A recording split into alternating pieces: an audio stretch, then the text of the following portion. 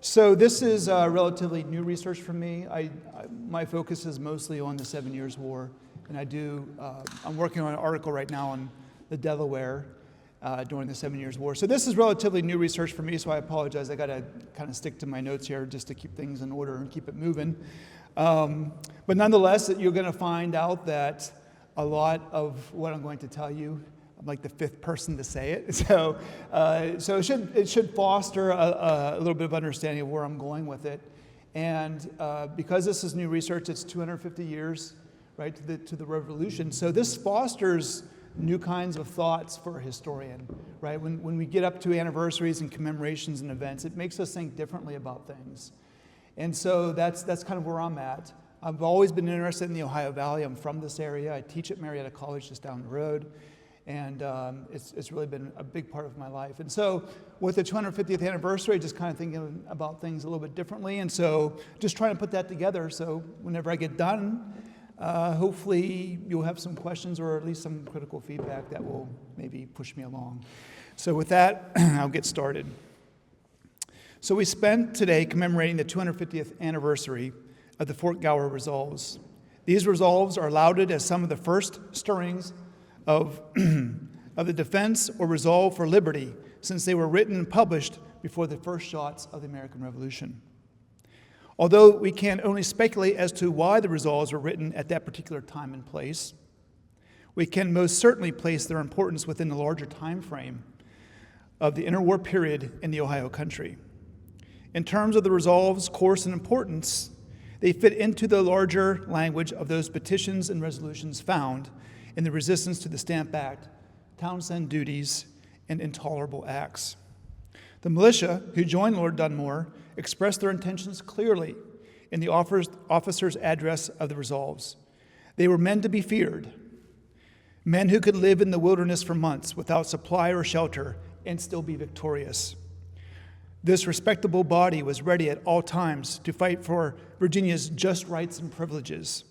In short, they joined Dunmore's force to secure the western boundary that was negotiated in the Fort Stanwix Treaty. Not exactly as catchy as no taxation without representation, but nonetheless just as important to those living along the frontier in the Ohio country. Therefore, the happenings in the Ohio Valley from 1763 to 1774 were just as important, perhaps even more so, than the events more famously retold in Boston, New York City, and Philadelphia. So as today's next to last speaker, I'd like to situate the Fort Gower Resolves into the larger context of events in the Ohio country by zooming out of November 5th, 1774 specifically, and into the interwar period more generally, to better understand its impact on British imperial policy along the frontier and the coming of the American Revolution. I will do this by looking at British imperial policy in three stages: before 1763, 1763, and from 1763 to 1774. Within these stages, I will focus on the consequences of imperial policy on land speculators, backcountry settlers, and fur traders in the Ohio country to demonstrate how these disparate forces unified into one large configuration that opposed Britain's land policies as a necessary precondition for the American Revolutionary War. I feel like I'm back in the classroom with my notes here. So imperial policy before 1763. Before 1763, England encouraged private settlement and expansion for two reasons. First, this kept expenses low for the empire. Second, it promised a larger market for manufactured goods. This liberal land policy provided freedom for colonists to venture deeper into the interior of North America. For the most part, England saw westward expansion as a positive development because it simply was an extension of the already established land policy. If we look at this map, you can see the generous land grants given to the colonies. They extend all the way to the Mississippi River watershed, evidence of a vision of expansion. By the 1720s, Britain already championed a push beyond the Trans-Appalachia region. As the population of colonial America continued to climb, speculators eagerly sought millions of acres of land to sell to the new settlers. As a result, By awarding these large land grants, the British government was able to profit and promote its colonial policy of rapid growth. The method for expansion had not changed since Jamestown in 1607. British officials granted land patents to both private individuals and land companies to foster growth and settlement. The only real alteration to this traditional method was that Britain now encouraged the colonies to grant land patents in their western spheres of their charters. The land companies of Virginia were the direct and immediate beneficiaries of this new policy. Indeed, in the spring of 1749, the Ohio Company of Virginia secured 200,000 acres along the Ohio River in order to expand British territory into the Trans-Appalachia region. Similarly, the Greenbrier Company was approved to settle 100,000 acres of land along the Greenbrier River in present-day West Virginia. John Robinson, the lead speculator of the Loyal Land Company, received a grant of 800,000 acres on the southwest frontier of Virginia that included land in present-day Kentucky, and the Mississippi Land Company was awarded a grant of land located 20 miles north of the Ohio River along the Mississippi River. This policy was wildly popular.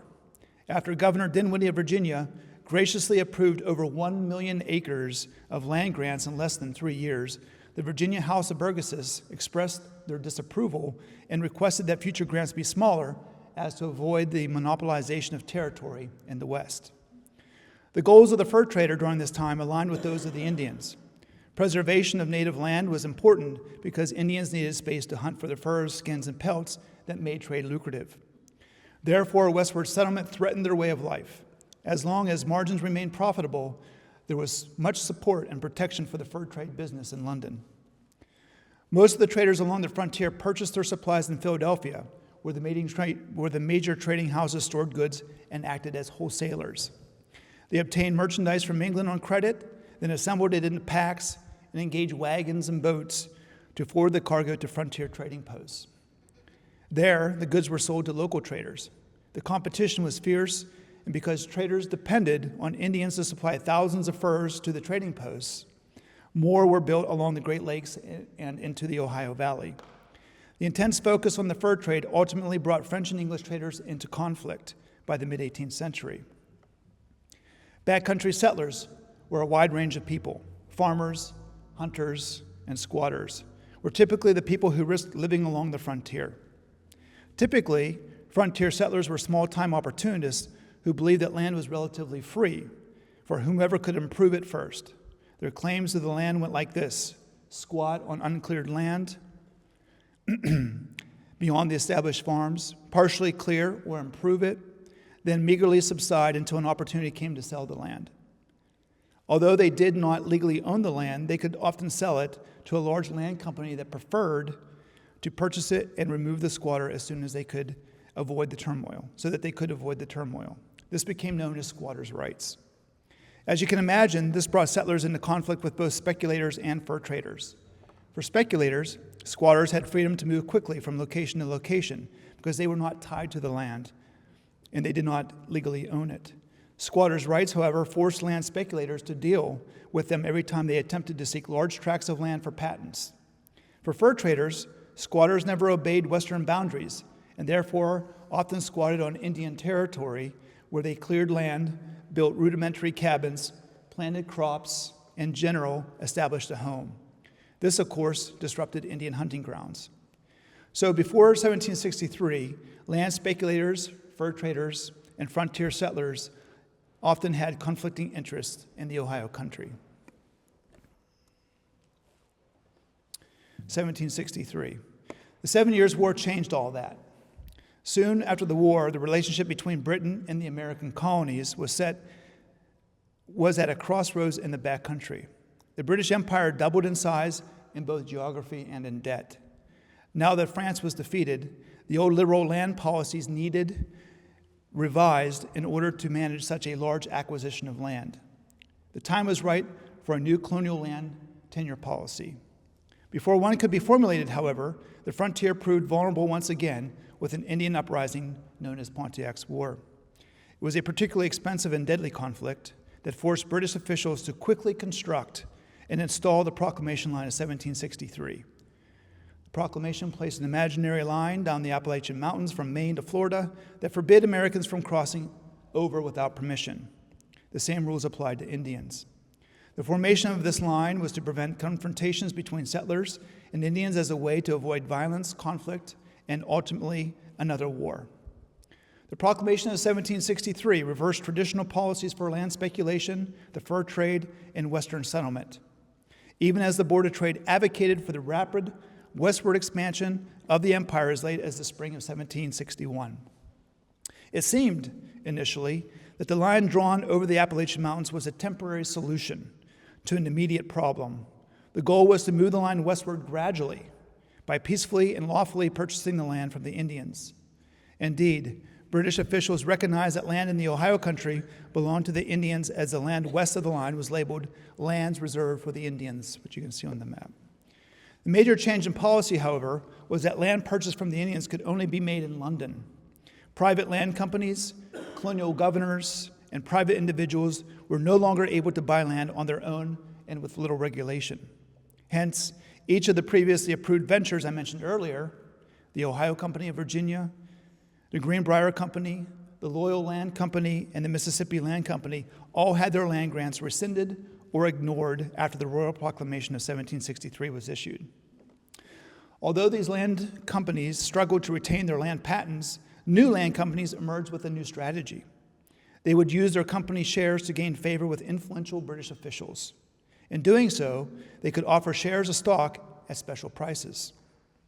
For example, the Illinois Company, founded by George Crone, petitioned for all the land encompassing modern-day Illinois, most of Wisconsin, and the northern one-third of Indiana. The members of the Illinois Company were well-known figures, such as Sir William Johnson, William Franklin, Benjamin Franklin, and 7 wealthy Philadelphia merchants. Johnson later recommended that General Gage and Lord Adam Gordon be included to ensure its success. Thus, we can conclude that most colonial land speculators looked upon the proclamation line as a temporary measure.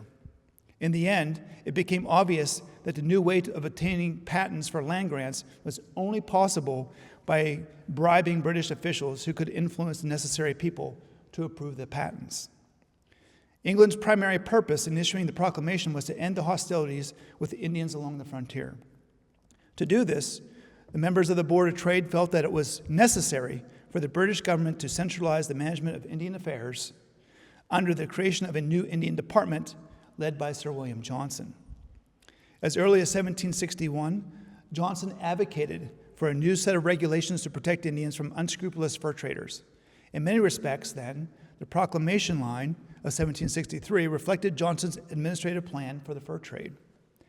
Under the 1764 Plan for the Future Management of Indian Affairs, Britain's imperial fur trade policy was organized around 3 central features that were to be enforced by Johnson and his Indian department. First, a license was required to trade with Indians. The monopoly elements of the fur trade was thus removed. Second, all trade must occur under the supervision of one of the 11 military establishments located along the frontier. And third, fixed prices were established for the quantity and quality of goods exchanged for furs. In 1763, Indians lived to the east and colonists were already west of that line. The real core elements of the proclamation recognized Indian title to the lands that were not yet sold. Therefore, they would remain reserved for the Indians until British officials could negotiate deals for it. This, of course, frustrated the frontier settlers. They would now be policed and their improvements burned to the ground if caught. Although they frequently were kicked out, their true fear was the lack of colonial military protection from the Indians once they crossed the line. Petitions from the backcountry revealed their strategies for gaining leverage in their squatting. First, they declared that they are defending the land against Indian invasion east of the line. This justified their squatting. Second, they claimed that their life was unbearable and that they would commit treason by joining the other side. In other words, they bargained their loyalty for gain. And third, they begged for compensation to reward them for their hardships, defense of the province, and improvements they made to the land. Thus, settlers, speculators, traders all desired Western land for their own purposes, and therefore struggled to respect the new boundaries inserted on the North American map by the British government. The contest over territory, land purchases, squatting, treaty negotiations, illegal migration was familiar. But how to negotiate terms around new legislation presented unforeseen consequences for those who saw Western land as an opportunity for wealth and fortune. In most cases, these new policies were designed to block ambitious white settlers' aspirations for land, while at the same time protected the sovereignty of natives. Many of those engaged in the affairs of Western land ended up bankrupt, destitute, or in debt because their livelihoods depended upon the ability to access, purchase, and sell property to others. 1763 to 1774. The 5 years between 1763 and 1768 in the Ohio country had spiraled into cyclical violence between trespassing white settlers and Indians. The proclamation line was effective in keeping land speculators out of the region, but enforcing the line against squatters proved to be an impossible task. George Crone, who visited Fort Pitt to both gauge the temperature of the Indians and prevent another war by providing gifts and promises, wrote to Sir William Johnson in October 1767 that Shawnees were complaining of the ill treatment they met with from the English in passing to and from war against the Southern Indians on the frontiers of Virginia, where they have had several of their warriors killed and wounded. This would be a recurring theme since Crone estimated that there were double the number of inhabitants along the Redstone Creek and the Cheat River from the last time Pennsylvania officials tried to remove them. In an attempt to stop further encroachment, the Indians have stopped the surveyors a little bit beyond the Cheat River from extending the line between Pennsylvania and Maryland. Threats to Indian sovereignty was not new, but settlers who crossed over the Appalachian Mountains in the 1760s were different.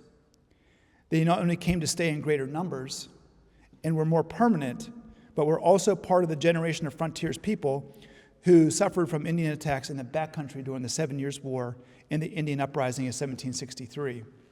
In short, historians have labeled those who carried out the various forms of vigilante justice along the frontier as Indian haters. For every Indian murdered, swindled, or mistreated, a colonist suffered a similar fate along the proclamation line or beyond it. Johnson received numerous letters about the frontier during his period about the frequent indiscriminate violence in the Ohio Valley.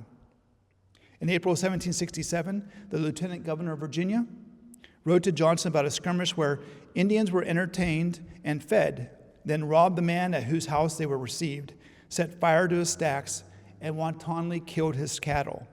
The very next day, Thomas Gage sent a similar letter to Johnson about 7 traders from this province of Virginia. Some months ago, they killed a Mr. Boyd and 4 more persons from the same province, besides about 6 more persons in different places, because they did not receive restitution for the murders of their relatives in the previous years. It seemed Gage was keeping track. They have killed now 18 for the 6 they lost, and Mr. Stewart has sent them a message to inform them that satisfaction is expected for these last murders, but summed up the violence as time to put an end to their killing the white people who were no doubt to blame. But they have had sufficient satisfaction and seem to have confined their revenge to the Virginians, who is rather more consistent with reason than their general practice of killing any they meet with distinction. The letter from Gage reveals what British officials were up against when the Treaty of Fort Stanwix began in the fall of 1768. The established protocols for covering the dead were no longer practical, since white settlers proved they were not bothered by diplomacy, proclamation lines, or protocols. They were only interested in their self-preservation as they pursued land that they felt they were entitled to.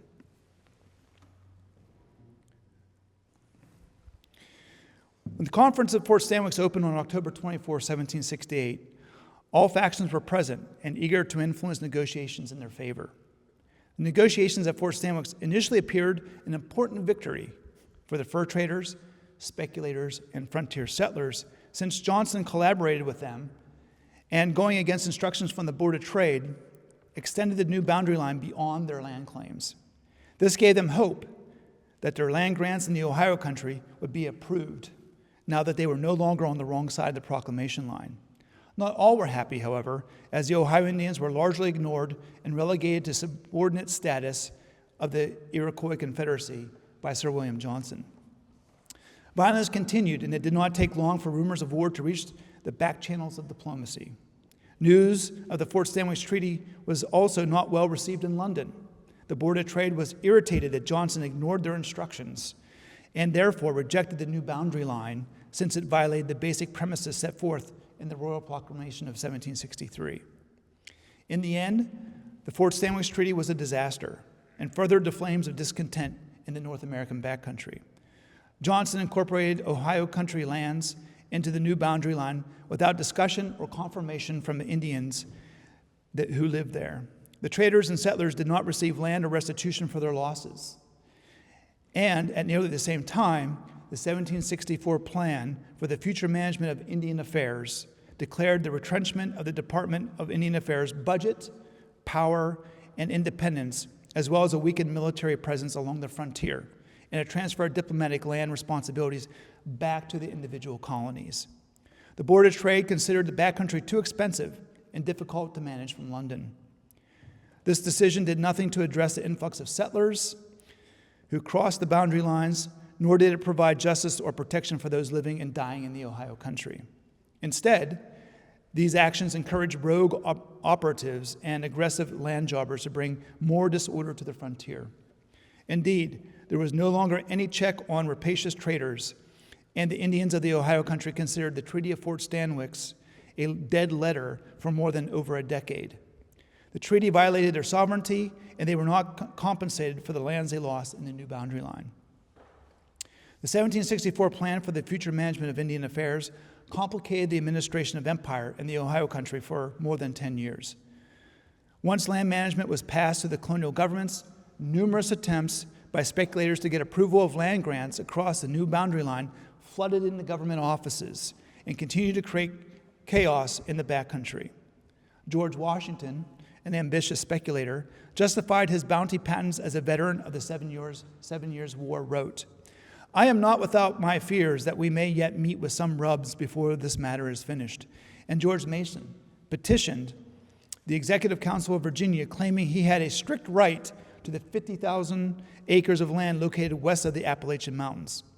In both cases, their pleas were rejected. Instead, the Privy Council in London, who made decisions on land grants and patents, declared in 1774 to abolish all free land grants and to auction all land in North America to the highest bidder. This did not, however, include land beyond the boundary line. Since speculators made every attempt to gain access to land in the Ohio country and in modern-day Kentucky, but they were denied. They planned to take it by force and make the proclamation line obsolete. Some historians believe Virginians manufactured a war against the Shawnee to force them into surrendering Kentucky by treaty. But the Shawnees made their own preparations as they gathered gunpowder and shot while holding private councils about Virginians encroaching on their territory.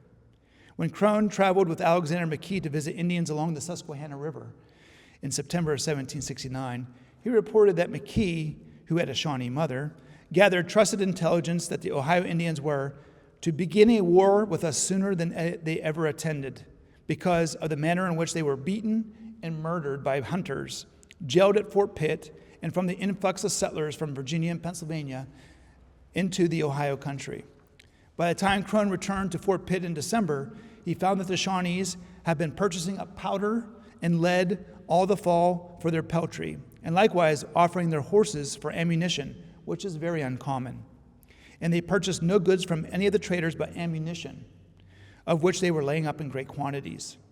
Finally, Crone confirmed Shawnee intentions in another letter written in May of 1770, but raised alarm when he discovered that not only did the Ohio Indians make peace and renew friendships that formed during the 1763-65 war with Western Indians, they expanded their offers to alliances to the Southern Indians, particularly the Cherokee, who shared Kentucky hunting grounds with them. He told Johnson that if a war takes place to the southward, that I must confess I am much afraid when I consider that all nations of Indians are a restless people who never forget nor forgive injuries, and therefore they must employ themselves against us. Crone thought it best to set this month for Fort Pitt in order to dispose of some goods as soon as possible and sell some valuable improvements I have there if possible, before any disturbances break out. It was clear by 1768 that British authority no longer extended to the Ohio country. Another Indian war was on the horizon. By the fall of 1774, the Shawnee and Virginians were prepared for war. As the Shawnees mobilized for war, their leaders sent Guy Johnson a message. Brothers, you are very much for making peace and have sent your messengers through all the nations for that purpose. And you have also taken the axe from us and buried it. When you took this axe, you desired us to promote peace with all about us. But whilst we are doing this, an axe was stuck into your heads, and ours by the Virginians. The Shawnee message informed Johnson and the Six Nations that the Shawnee were prepared to defend themselves against the violence of illegal settlers in the Ohio country. Lord Dunmore's War erupted in the fall of 1774. Although the war lasted just briefly, the Shawnee were forced to surrender the land east of the Ohio River to Virginia, including all modern-day Kentucky at the Treaty of Camp Charlotte. The lesson here, of course, is that colonial governments, with the support of powerful speculators, could go to war against Indians and force the recognition of land cessions, thereby opening millions of acres of land for settlement. In short, they could ignore imperial policy and artificial boundary lines along the backcountry of North America. In many ways, this war reflected the failures of backcountry management by the Board of Trade since 1763. In the aftermath of the Treaty of Fort Stanwix, the British government relinquished all of its power and authority over the backcountry to weak colonial governments, despite their strong position on limiting the migration of peoples westward. The stated goals of the Royal Proclamation were clear: prevent another devastating and expensive Indian war by restricting the movement of settlers onto their land, across the boundary line. There were other political and economic reasons, but centralized control over treaty negotiations and land grants were the prime motivations for creating a strong, independent, and well-financed Indian department in North America. Once British officials realized the cost of Indian affairs and maintaining an army along the frontier, they abandoned all responsibility, except for land titles and patents, to the provinces. The Board of Trade, interestingly, did not recognize that Indian diplomacy was diverse and specific to each individual colony, but never acted on that knowledge. By surrendering all the power outlined in the 1764 Plan for the Future Management of Indian Affairs to the colonies, British officials gave power to local interests instead of imperial ones. In the end, colonial governments did what was best for them and their subjects, rather than for Britain and its empire. The Board of Trade, responsible for managing the colonies, failed to act upon the motivation of the different factions which aspired to gain access to Indian lands in the Ohio country. In a final attempt to quell the violence along the boundary line, British officials passed the Quebec Act of 1774. I was going to get to that. I just was hoping for my opportunity. Frederick Callaman, acting commander-in-chief of North America, set the tone in March of 1774 by declaring in a proclamation that all lands beyond the boundary line set in 1768 were off limits to purchase and to settlement. He wanted to clarify who possessed the authority to issue land grants in the West.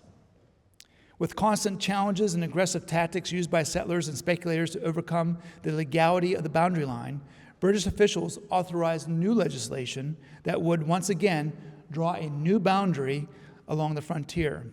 This time, however, the Ohio country was placed under the jurisdiction of Quebec to restore order along the frontier. In short, to curb corrupt speculators, provide an avenue for Indian diplomacy, and apply the laws instituted in the original Royal Proclamation. Thomas Gage highlighted the critical issues regarding speculation in a letter to John Stuart. I am sorry you find reason everywhere to complain of the fraudulent and bad practices of the traders, which I wish was in my power to remedy. But I heard of those complaints as long as I have heard of America. And although various schemes have been formed to put the trade under proper restrictions, the old complaints continue, and the people in some places have already passed boundaries. The Indians complain of their building and planting beyond the line, and they talk of making purchases of considerable extent of the Indians beyond the limits fixed in 1768. In a similar letter to Johnson, Gage once again notes, the frontier people have now transgressed them, have neither been effectually removed or punished for their encroachments. And when the proposed limits shall be fixed, I despair, not of living long enough to hear that they have transgressed them also. After years of retrenchment and failure to convince all the colonial factions that necessity for a boundary, Johnson, Stewart, and Gage advocated for more centralized power as a solution to stabilize the Ohio country. It appeared British officials in London agreed. Lord Dartmouth, Secretary of State for the Colonies, announced that the failure of the colonies to legislate for the Indian trade, the withdrawal of interior garrisons, and the increased tensions with the tribes in the face of continuous encroachments, the same set of responsibilities the Board of Trade relinquished in the 1764 plan, was again central to the problem. The Quebec Act would provide the vehicle to reshape Western land policy. Indeed, the Quebec Act provided a more permanent boundary beyond which, for the advantage of the whole empire, they shall not extend. The main problem with the Quebec Act, of course, was its redrawn borders that extended south into the Ohio country. Most biting was Sir Thomas Bernard's assessment of Americans and their motivations. He believed that the best way to solve the Western land problem was to place administration of it under the province of Quebec. What better can be done than to annex this country to Quebec and subject the jurisdiction of that colony, to which only lawful settlers in it were originally subject? With evidence available, he believed that Americans would form a new colony in the Ohio country that was simply too far away to manage, protect, and difficult to engage in commerce. His view, obviously, was imperialistic and favored the benefits Americans had for the wealth of Britain. John Adams, however, understood the consequences of the Quebec Act as he scribbled his note prior to delivering his speech on the Canada Bill. Proof of death of abilities and wickedness of the heart. Precedent. Lords refuse the perpetual imprisonment. Prerogative to give any government to a conquered people. Romish religion. Feudal government. Union of feudal law and Romish superstition. Knights of Malta. Orders of military monks. Goths and Vandals. Overthrow the Roman Empire. Danger to us all. A house on fire. Oh, how right he would be. The unification of different interest groups in the Ohio country, fur traders, land speculators, settlers, into one large configuration that opposed British land policies was a necessary precondition for the American Revolution. Within a few short years, the colonies joined together to wage a successful war of independence against Britain. The colonial land policy drew segments of that population together that were traditionally opposed to each other. How, then, did this newly created interest configuration play a role in the coming of the American Revolution? The linking of the different land interests into an integrated order was necessary if the revolution was to succeed. Although members of the elite and middle class provided overall leadership of the revolutionary movement, the backcountry was led by lower middle-class frontiersmen, such as those in Lord Dunmore's army. Both the upper and lower classes were in agreement that the restrictive policy that Britain advocated for the lands west of the mountains was not acceptable and would not be followed. Similarly, during the same 10-year period, Britain constantly tried to strengthen commercial laws and regulations over colonial trade in an effort to raise revenue and improve the profitability of shipping and merchant industries. These mercantilist acts slowly drew the different urban classes together and served as an excellent propaganda material for the small radical element principally located in and around Boston. The Boston Tea Party led to the passage of the Intolerable Acts. Thus, Britain's land and commercial policies during the period from 1763 to 1774 linked the interests of the upper and lower urban and agrarian classes. This is the typical and necessary features of a successful revolution, the linking of the urban middle class with small farmers. This became a reality in the later part of 1774. The urban leaders of Philadelphia, Boston, and New York City were not enough to fight the war alone. The Quebec Act was the stimulus that merged them all together. Thus, at the timelines of backcountry and city during the interwar years in North America were placed next to each other, resentment of Americans towards British policies align. Whereas the Stamp Act, Townshend duties, and coercive acts unified different factions over a lack of representation in the seaboard cities, the same can be said about the Proclamation Line of 1763, the Treaty of Fort Stanwix of 1768, and the Quebec Act of 1774, and the unification of factions in the backcountry regions of North America. In both cases, violent reactions to British policies are evident throughout the timeline. The Boston Massacre, Tea Party, similar to what happened in the backcountry between the Black Boys and the Augusta Boys, just two of several atrocities committed in the backcountry. It's hard not to draw conclusions from these parallel events leading up to the American Revolution. In the case of the backcountry, however, the British government decentralized power, relinquished responsibility to the colonies at the very time when it should have evaluated the economic and political impact for each of the different factions. Here, British officials believed what was good for empire was also good for the colonies, but their perspectives on Western lands did not align.